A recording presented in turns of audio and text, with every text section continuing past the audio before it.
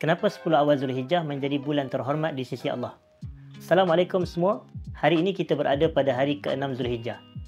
Ada tak ibadat yang kita boleh buat dalam keberadaan kita pada 10 awal Zulhijjah ni supaya kita mendapat ganjaran yang berlipat kali ganda berbanding bulan-bulan yang lain? Mari saya ceritakan sedikit mengapakah 10 awal Zulhijjah menjadi bulan yang sangat mulia di sisi Allah Subhanahu Wa Taala. Apa itu 10 hari terawal dalam bulan Zulhijjah? Biasanya ramai yang hanya kenal berkenaan dengan puasa pada hari Arafah, hari raya haji dalam bulan Zulhijjah, tapi sebenarnya ramai yang tidak tahu berkenaan dengan sebuah hadis yang disebutkan oleh Rasulullah sallallahu alaihi wasallam, "Ma min ayyamin al-'amalu salihu fiha ahabbu ila Allah min hadhihi al-ayyam." Tidak ada mana-mana hari yang mana amalan saleh di dalamnya lebih Allah cintai, lebih Allah suka berbanding amalan yang dilakukan dalam 10 hari yang terawal bulan Zulhijjah. Lalu para sahabat pun mereka bertanyakan kepada Nabi sallallahu alaihi wasallam, "Walal jihad fi sabilillah ya Rasulullah?" Termasuk jihad ke wahai Rasulullah? Lalu Nabi pun sallallahu alaihi wasallam mengatakan, betul, termasuk berjihad di jalan Allah, kecuali seorang lelaki yang keluar membawa dirinya dan hartanya dan dia tidak pulang, dalam arti kata dia mati di medan jihad. Jadi ini memberikan gambaran kepada kita bahawasanya berlipat gali gandanya amalan dan sangat disukainya amalan yang dilakukan dalam 10 awal Zulhijjah. Kenapa 10 awal Zulhijjah disebut sebagai bulan yang terhormat di sisi Allah? Kita jawab begini. Kerana Allah Subhanahu Wa Taala bersumpah di dalam Al-Quran dengan firman-Nya, "Wal fajri wa layalin ashr." Demi fajar dan demi malam yang 10. Apabila kita merujuk kepada kitab-kitab tafsir, Ibnu Abbas dan isteri Nabi Aisyah radhiyallahu anha, mereka berpendapat bahawasanya 10 hari yang disebutkan dalam sumpah tersebut, 10 malam yang dikatakan walayalin asyar di situ adalah 10 hari pertama bulan Zulhijjah, 10 hari terawal bulan Zulhijjah. Selain daripada itu, ada lagi hadis yang disebutkan oleh Nabi kita sallallahu alaihi wasallam yang mana baginda menyatakan, afdalu ayyamid dunya ayyamul asyar. Seafdal-afdal hari dalam dunia adalah 10 hari terawal bulan Zulhijjah. Ini pun telah menjadi bukti yang jelas bahawasanya 10 awal Zulhijjah merupakan tempoh masa yang sangat mulia dan besar ganjaran dan nilaiannya di sisi Allah. Apa antara amal soleh yang boleh dilakukan dalam tempoh berbaki 5 hari sahaja lagi daripada 10 awal Zulhijjah? Saya nak cadangkan beberapa amalan yang kita boleh lakukan.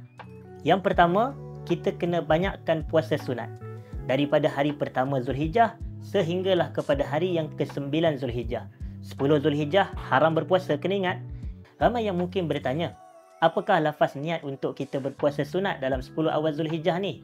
Saya katakan mudah. Kalau kita tak boleh melafazkan niat dalam bahasa Arab, kita lafazkan niat sahaja dalam bahasa Melayu. Sahaja aku berpuasa sunat dalam tempoh 10 awal Zulhijjah ini kerana Allah Ta'ala. Selain daripada itu, kita juga digalakkan untuk memperbanyakkan salat sunat. Antaranya salat rawatib yang mengiringi salat fardu, yang namanya salat qabliyah, salat ba'diyah. Dan selain daripada itu, perbanyakkan salat taubat. Dan juga kita menjaga salat tahajud, salat witir dan salat-salat yang lain. Dalam masa yang sama, jangan abaikan sedekah.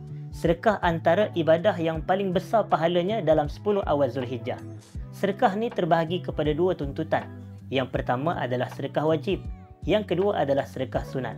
Apa itu sedekah wajib? Kita kata sedekah wajib adalah zakat. Ramai orang ingat Ramadan adalah bulan berzakat, sedangkan kita kata kewajipan zakat itu tidak terikat kepada bulan tertentu. Bulan Zulhijjah, lebih-lebih lagi 10 awal Zulhijjah, jom kita banyakkan zakat. Dalam masa yang sama, kita lazimkan juga sedekah-sedekah sunat. Selain daripada itu, kita juga digalakkan untuk membaca Al-Quran dalam 10 awal Zulhijjah ni.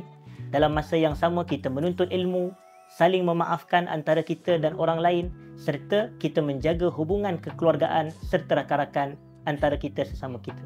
Apakah waktu mustajab doa? Baik, kita selalu sebut bahawasanya digalakkan untuk kita berpuasa dalam 10 awal Zulhijjah. Jadi orang yang berpuasa, doa mereka mustajab. Justru jangan sesekali kita mengabaikan tuntutan dan anjuran berdoa. Banyakkan berdoa apabila kita berpuasa dalam 10 awal Zulhijjah. Nabi SAW sebut 3 doa yang tidak akan ditolak. Antaranya, da'watus sa'im hatta yuftir. Doa orang yang berpuasa sehingga dia berbuka. Sepanjang hari kita berpuasa, banyakkan berdoa, lebih-lebih lagi puasa kita dalam 10 awal Zulhijjah. Apakah niat untuk kita berpuasa esok pada 7 Zulhijjah? Saya katakan begini, lafaz niatnya dalam bahasa Melayu, sahaja aku berpuasa sunat esok hari kerana Allah Ta'ala. Tetapi jangan lupa, lafaz niat adalah sunat, yang wajib adalah niat di mana? Niat di dalam hati. Jadi masukkan niat dalam hati untuk kita berpuasa pada 10 awal Zulhijjah. Jom sama-sama kita kejarkan pahala berganda 10 awal Zulhijjah. Mulakan sekarang kerana esok belum pasti.